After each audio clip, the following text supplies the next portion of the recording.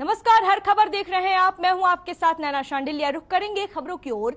मुख्यमंत्री मनोहर लाल दिल्ली के विज्ञान भवन में आयोजित योग्य महोत्सव 2022 कार्यक्रम में शिरकत किए।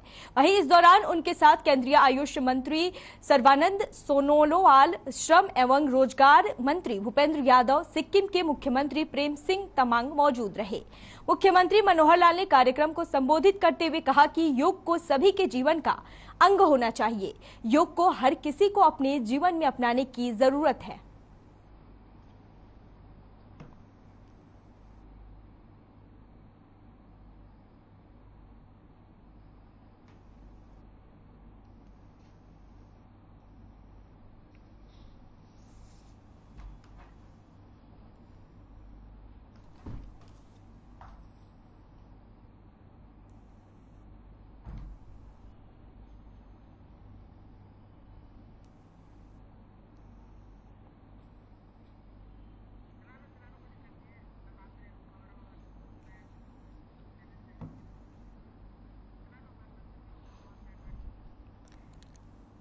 योग महोत्सव 2022 कार्यक्रम का आयोजन किया गया, जहां सीएम मनोहर लाल ने शिरकत की। वहीं योग को अपनाने की जरूरत है, सीएम मनोहर लाल ने कहा। वहीं बता दें आपको, सिक्किम के सीएम प्रेम सिंह भी इस दौरान मौजूद रहे। फरीदाबाद में आईएमटी इंडस्ट्रियल एसोसिएशन ने 3 दिवसीय इंडस्ट्रियल एक्सपो कार्यक्रम का आयोजन किया। वहीं इस मौके पर मुख्य अतिथि के तौर पर केंद्रीय राज्य मंत्री कृष्णपाल गुर्जर, कैबिनेट मंत्री मूलचंद शर्मा उपस्थित रहे, जबकि विशिष्ट अतिथि के तौर पर फरीदाबाद के विधायक नरेंद्र गुप्ता ने शिरकत की। बता दें आपको, कार्यक्रम की शिरकत अतिथियों ने रिबन काटकर और दीप जलाकर की। वहीं इस औद्योगिक उत्सव को देखकर अतिथियों और उद्योगपतियों ने आईएमटी इंडस्ट्रियल एसोसिएशन की जमकर तारीफ की।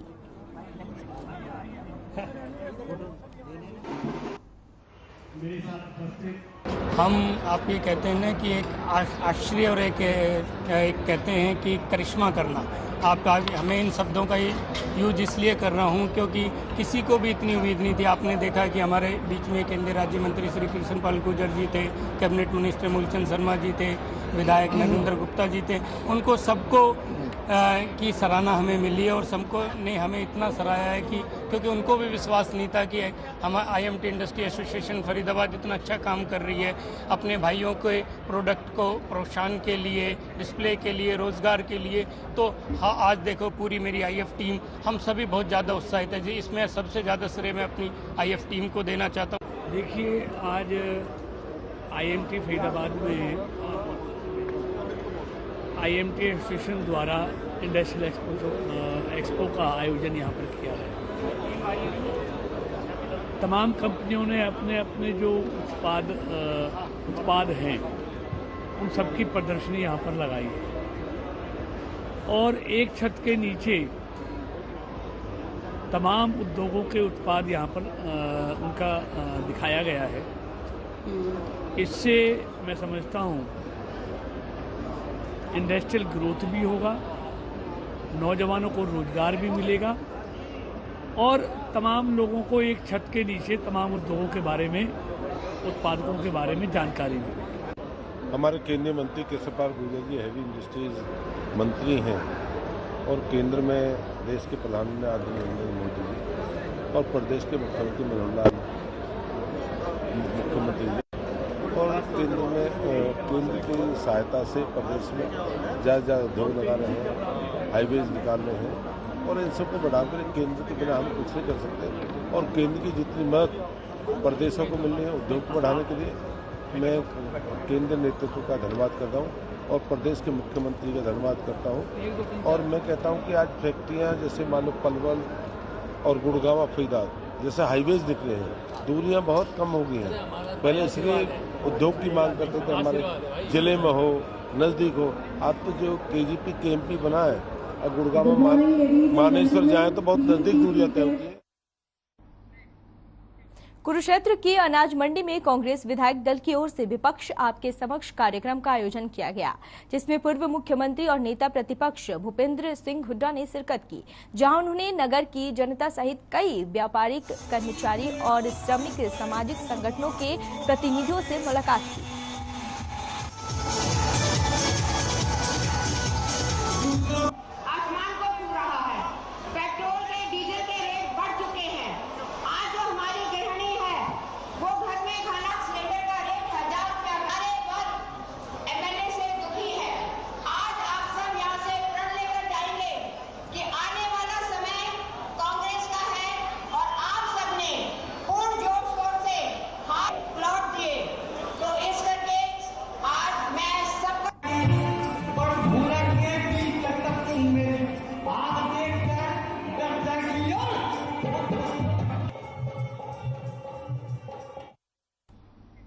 रोहतक से सांसद अरविंद शर्मा झज्जर पहुंचे, जहां उन्होंने झज्जर में आयोजित होली मिशन समारोह में शिरकत की। साथ ही सभी को होली की शुभकामनाएं भी दी। वहीं इस दौरान सरकार की उपलब्धियां गिनवाते हुए उन्होंने कहा कि झज्जर ही नहीं बल्कि पूरे हरियाणा में विकास तेजी से हो रहा है। इस दौरान उन्होंने पूर्व शिक्षा मंत्री और कांग्रेस के विधायक गीता भुक्कल के ऊपर भी जोरदार हमला बोला। उन्होंने कहा कि कांग्रेस के लोग हार से बौखलाए हुए हैं और केवल बीजेपी को कोसने का काम कर रहे हैं। एक मिनट रुक जा यार, इसके फोटो इनके फोटो जो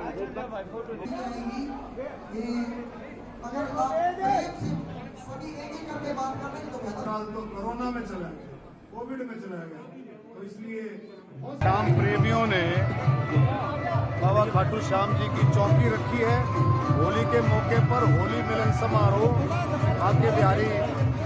बाके बिहारी लाल, भगवान श्री कृष्ण, भगवान बाबा खाटू श्याम जी चौकी रखी गई है और बहुत जोश के साथ आज होली मिलन का प्रोग्राम बनाया। सभी सम्मानित झज्जर के हमारे सभी प्रेमियों ने जो है मिलकर के पार्टी पॉलिटिक्स से ऊपर उठ करके पूरा शहर के मौजूद लोग जो है आज इसमें हैं और मैं इस मौके पर शुभकामनाएं देता हूं, बधाई देता हूं कि ये जो त्यौहार है, होली का त्यौहार है, बहुत ही भाईचारे का, प्यार का और हर्षोल्लास का त्यौहार है। इसमें भाईचारे को ज़्यादा कामयाब करते हुए आपस में ऐसा भाव बनाएं, एक दूसरे से प्यार प्रेम और ज़्यादा बढ़ाएं। सब मिल करके किसान, मजदूर, गरीब, दलित, बैकवर्ड, नौजवान, हमारी महिलाएं, बहनें, बुजुर्ग, हमारे व्यापारी सब मिल करके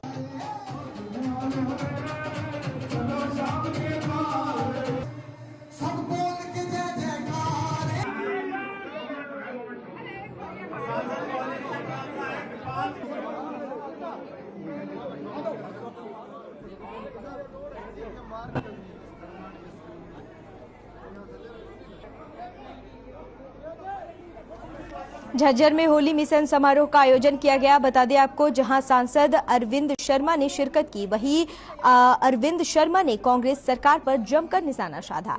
इस दौरान आपको बता दें कि झज्जर में होली मिशन समारोह का आयोजन हुआ। इस समारोह में विधायक गीता भुक्कल पर अरविंद शर्मा ने जमकर निशाना साधा। अरविंद शर्मा ने कहा कि यह सिर्फ कांग्रेस सरकार बीजेपी सरकार को गिराने की कोशिश करती है।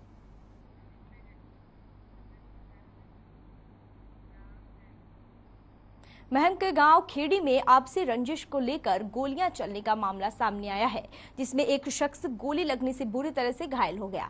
वहीं घायल को रोहतक के पीजीआई में उपचार के लिए भेजा गया, जहां घायल के परिजनों ने बताया कि 2 गाड़ियों में कुछ युवक आए थे जिन्होंने गाली गलौज शुरू कर दी। वहीं जब विरोध किया तो उन्होंने अंधाधुंध फायरिंग करनी शुरू कर दी।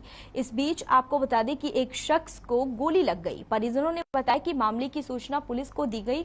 मौके पर पहुंची पुलिस ने मामले की जांच शुरू कर दी है।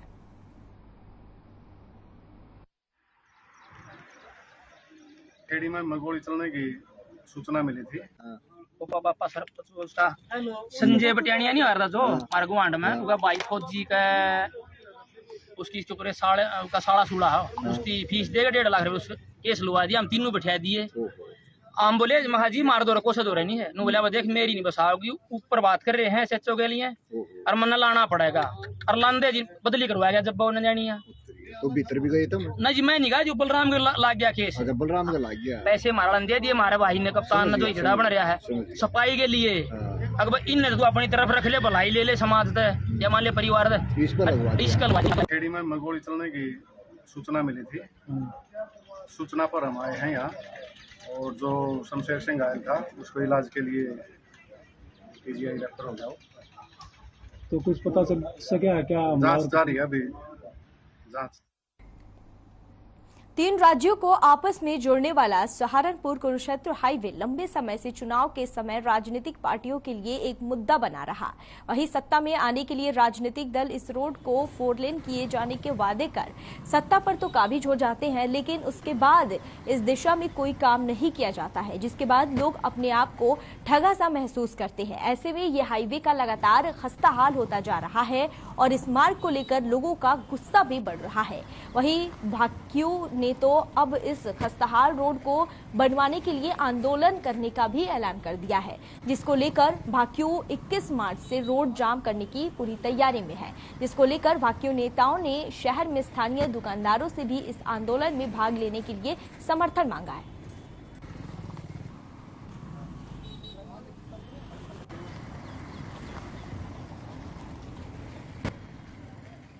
बुरा हाल है कि अफसर भी वहां बैठते नहीं। सरकार ने किसी की जान माल की कोई परवाह नहीं है। अभी 4 दिन पहले एक धौली गांव का 6 साल का बेटा सड़क के खड्डे के कारण ही उसकी मौत हुई है। हम उसकी भी बड़े दुख व्यक्त करते हैं और हमने पीछे 8 दिन पहले एक सरकार को चेतावनी दी थी, अगर 20 मार्च तक सड़क पे काम नहीं लगा, सड़क नहीं बनी, तो हम 21 मार्च को रादौर में बूब का चौक रोड पर जाम करेंगे। बिल्कुल रोड जाम रहेगा। और आज हमने कमेटियां बनाकर आसपास के गांव में प्रचार प्रसार शुरू कर दिया है और आज रादौर में दुकानदारों से भी हम अपील करने के लिए आए हैं। आज जितना भी हमारा बाहर सड़कें बन रही है, पूरा मटेरियल हमारे यमुनानगर जिले से जा रहा है और खनन में इतना ओवरलोड का भी इतने कोई परवाह नहीं कर रहे हैं। रोड के बारे में इसको 4 लाइनिंग करने के लिए इसका लगभग टेंडर भी हो चुका है। इसकी पेड़ कटने की वो NOC आने वाली है, लगभग जल्दी ही इसके ऊपर काम लग जाएगा, क्योंकि ये मैंने लोकसभा के अंदर भी इस बात को उठाया था, क्योंकि इस रोड के ऊपर जो ये कुरुक्षेत्र से लेकर के यमुनानगर तक रोड है, इसके ऊपर 500 मंडियाँ पड़ती हैं और इसके ऊपर शुगर मिल पड़ती है। इस रोड के ऊपर 2 शुगर मिल पड़ती हैं और इसके ऊपर एशिया की सबसे बड़ी लक्कड़ मंडी पड़ती है, क्योंकि इसके ऊपर बहुत ज़्यादा दबाव वाहनों का है। और उसके कारण से मैंने इस बात को लोकसभा के अंदर भी उठाया था। आदरणीय मुख्यमंत्री जी के ध्यान में भी आदरणीय कर्णदेव कंबोज जी ने इसको लेकर के आए हैं। जल्दी ही इसके ऊपर काम चालू हो जाएगा, ये 4 लाइनिंग रास्ता बनेगा।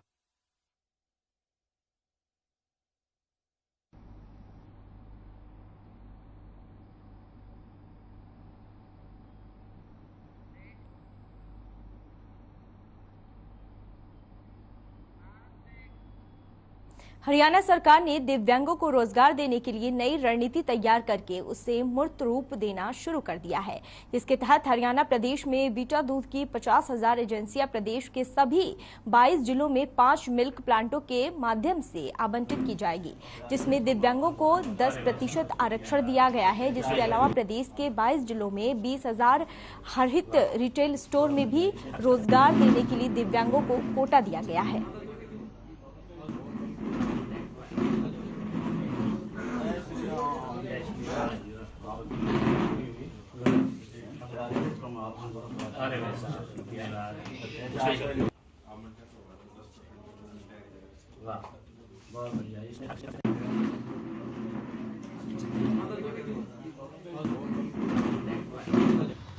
पिछले दिनों हरियाणा सरकार ने दिव्यांगजन के सशक्तिकरण के लिए 3-4 नई योजनाएं प्रारंभ की हैं।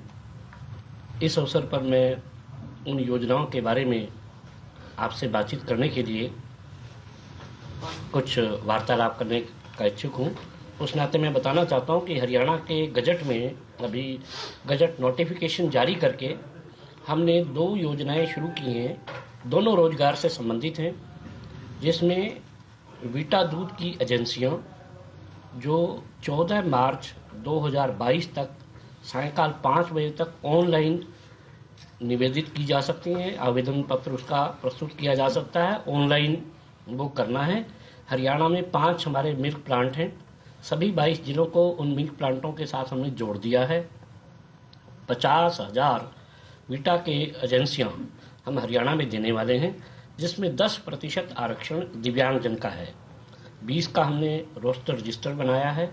रोस्टर पॉइंट 1 और 11, 1 और 11 दिव्यांगजन के लिए, 2 और 12 पूर्व सैनिक के लिए, 3 और 13 ये शेड्यूल्ड कास्ट के लिए, 4 और 14 ये बैकवर्ड क्लास के लिए, और शेष जो है हमने ओपन जो 5 और 15 है वो हमारे आर्थिक रूप से जो इस प्रकार के विपन्न वर्ग के लोग हैं उनके लिए। शेष 50% ओपन के लिए है। तो यह हमने प्रारंभ कर दिया है।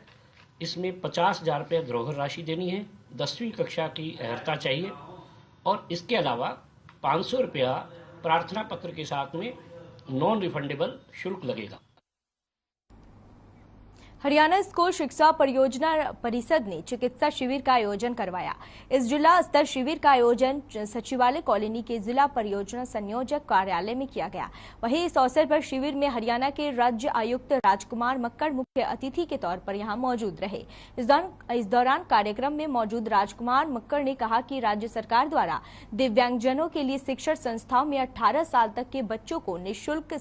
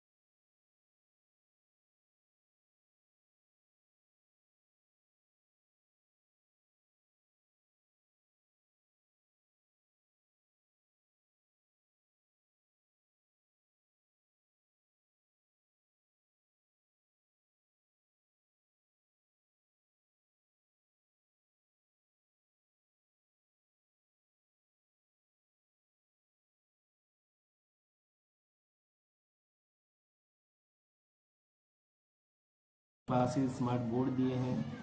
हमने देखा है कि बच्चों के एजुकेशन में एकदम से उछाल आए।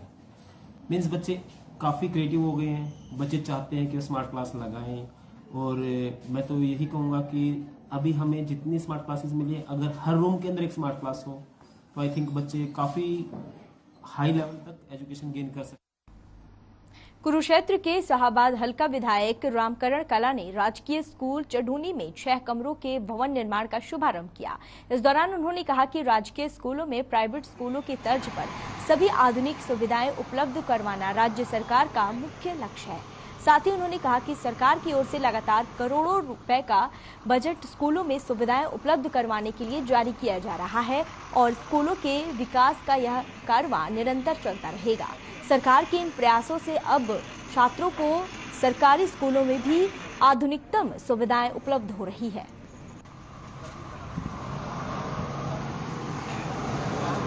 हमारा चुनाव निगम अपना गाँव मेरा हमारे को ये तो एग्रीकल्चर अपने तो बहुत एक यहाँ पानी की बड़ी समस्या थी, तो बहुत दिन से कर ट्यूब लगा ये तो सिर्फ मेरे पास आए 1 महीने का अंदर मंजूर कराया, 1 महीने का अंदर ट्यूब चलता करवाया। और भी पानी गाँव में बैठ गया तो 15 दिन में ट्यूब वहाँ के लिए बड़ी चलता करवाया है। मैं बैठे मिल के वहाँ ट्यूब लग रहा, दमतोड़ी मैंने नवा ट्यूब लगाया, पकाने में नवा ट्यूब लगाया, मतलब कम से कम भी 35 ट्यूब मैंने अपने हल्के में ऐसे लगवा दी। पानी की रेवाड़ी में न्यायिक परिसर में लोक अदालत का आयोजन किया गया। कार्यक्रम की अध्यक्षता जिला अध्यक्ष डालसा दिनेश कुमार मित्तल ने की। इस अवसर पर बिजली, पानी और बिल से संबंधित कई मामलों का निपटारा भी किया गया। जिला एवं सत्र न्यायाधीश अध्यक्ष दिनेश कुमार मित्तल ने कहा कि लोक अदालत आपसी समझौते के आधार पर मामलों का निपटारा करवाने का सशक्त माध्यम है, जिसके माध्यम से केसों का निपटारा जल्द होता है।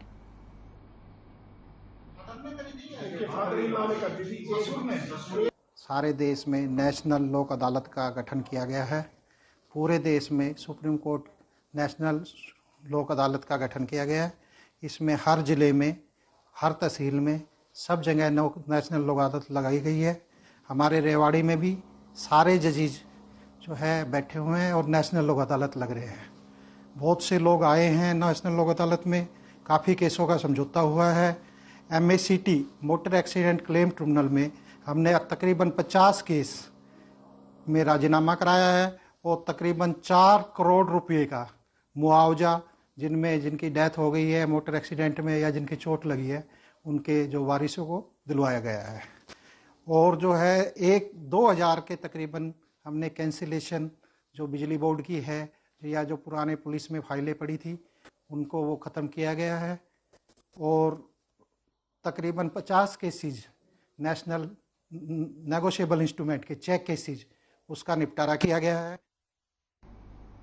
बांग्लादेश के उच्चायुक्त का एक प्रतिनिधिमंडल सोनीपत पहुंचा, जहां उन्होंने ऐतिहासिक स्थानों का भ्रमण किया। वहीं इस दौरान SDM शशि वसुंधरा और सोसाइटी के सदस्य सचिव राजेश खत्री ने प्रतिनिधिमंडल को ऐतिहासिक स्थानों का भ्रमण कराया और दरगाह शरीफ मामा भांजा पर श्रद्धापूर्वक चद्दर चढ़ाई, जिसके बाद उन्होंने ख्वाजा खिज मकबरा के प्राचीन इतिहास को भी जाना और फिर स्वर्ण प्रस्थ संग्रहालय की विजिट भी किया। वहीं आपको बता दें, इस दौरान प्रतिनिधिमंडल में शामिल महिलाएं काफी खुश नजर आईं और उन्होंने कहा कि यह संग्रहालय वास्तव में ही काफी प्रभावशाली है और वह अपने देश जाकर वहां इस ऐतिहासिक नगर और संग्रहालय से संबंधित जानकारियां लोगों को साझा करेंगी। बता दें आपको, संग्रहालय में खास तौर से 13 गैलरी मौजूद हैं, जिनमें से अब तक 6 गैलरी का कार्य पूर्ण हो चुका है और 7 अन्य गैलरी का कार्य प्रगति पर है।